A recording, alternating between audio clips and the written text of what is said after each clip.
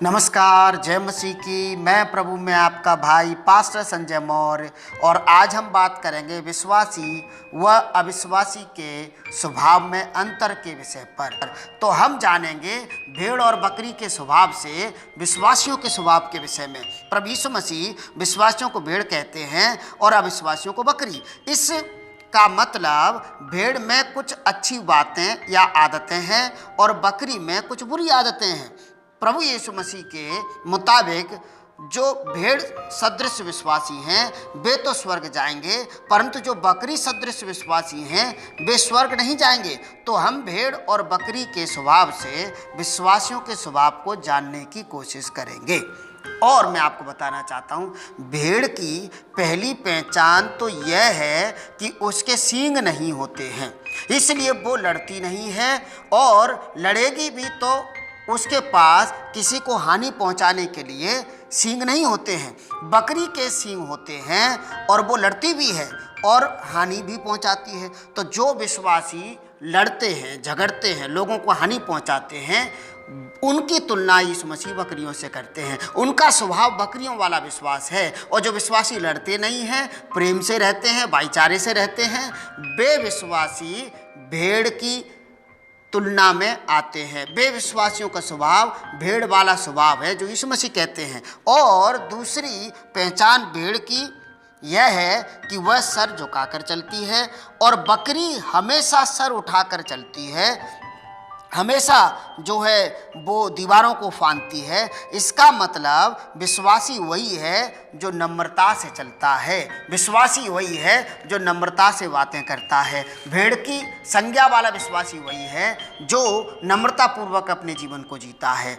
और भेड़ की पहचान यह भी है कि वह झुंड में रहना पसंद करती है और बकरी हमेशा विपरीत दिशा में भागती है। जहाँ चरवाहा चराना नहीं चाहेगा वो उस दिशा में जाएगी। अलग अलग वो रहना पसंद करते, वो झुंड में रहना पसंद नहीं करती है। और जो विश्वासी कलीसिया में रहना पसंद नहीं करते हैं, यूनिटी में रहना पसंद नहीं करते, एकता में रहना पसंद नहीं करते हैं, वे विश्वासी बकरी के स्वभाव वाले विश्वासी हैं। और जो विश्वासी एकता में रहना पसंद करते हैं, भाईचारे में और कलीसिया में रहना पसंद करते हैं, उन विश्वासियों को यीशु मसीह भेड़ की संज्ञा देते हैं।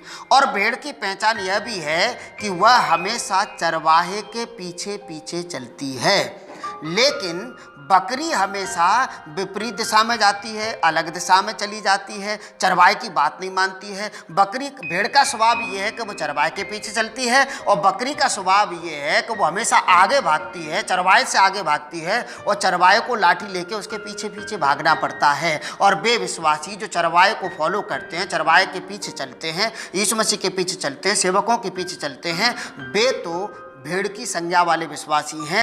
और भेड़ की विशेषता यह भी है कि वह गर्म रहती है क्योंकि उसके जिस्म पर ऊन होती है। और बेविश्वासी जो आत्मिक जीवन में हमेशा गर्म रहते हैं, उनकी तुलना यीशु मसीह भेड़ से करते हैं। और यदि आपका जीवन आत्मिक उन्माद से भरा हुआ है और आत्मिक जीवन में आप रहते हैं, आत्मिक जीवन में चलते फिरते हैं, तो यीशु मसीह आपकी तुलना भेड़ से करते हैं और आपको वो सीधे हाथ पे खड़ा करेंगे प्रभु यीशु मसीह के नाम से। और मेरी दुआ है कि आप हमेशा आत्मा में गर्म और तरोताजा रहें और प्रभु न्याय के दिन आपको स्वीकार करे प्रभु यीशु मसीह के नाम से। और मैं आपके लिए पढ़ना चाहता हूँ यूहन्ना की किताब 10 अध्याय 27 और 28 आयत। और वहाँ लिखा है, मेरी भेड़ें मेरा शब्द सुनती हैं और मैं उन्हें जानता हूँ और वे मेरे पीछे पीछे चलती हैं और मैं उन्हें अनंत जीवन देता हूँ और वे कभी नाश नहीं होंगी और कोई उन्हें मेरे हाथ से छीन न लेगा।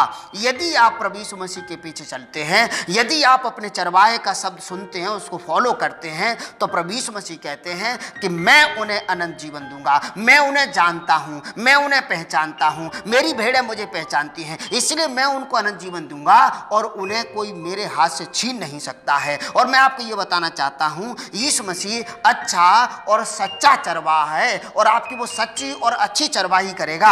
यूहन्ना की किताब 10 अध्याय 14 आयत में प्रभु कहते हैं, अच्छा चरवाहा मैं हूं, मैं अपनी भेड़ों को जानता हूं और मेरी भेड़ें मुझे जानती हैं। यदि आप प्रभु को जानते हैं और प्रभु आपको जानता है, और मैं आपको बताना चाहता हूं सच में प्रभु आपको जानता है, आपके स्वभाव को जानता है कि आपका स्वभाव बकरियों वाला है कि भेड़ों वाला स्वभाव है।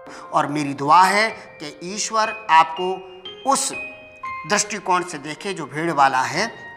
यीशु मसीह न्याय के दिन आपको अपने सीधे हाथ पर खड़ा करे, आपको आशीर्वाद दे, आपका आत्मिक जीवन आत्मा में बढ़ता जाए, उन्नति करता जाए। मेरी दुआ है कि आप आत्मा में गर्म रहें, तरोताज़ा रहें। यदि आपको मेरे संदेश के द्वारा इंकरेजमेंट मिला है, उत्साह मिला है, तो ज़रूर आप मेरे इस चैनल को लाइक कर सकते हैं, शेयर कर सकते हैं। यदि आपने सब्सक्राइब नहीं किया है तो आप सब्सक्राइब कर दीजिए, ताकि अगले समाचार की, प्रचार की वीडियो की नोटिफिकेशन आपको मिलती रहे। God bless you.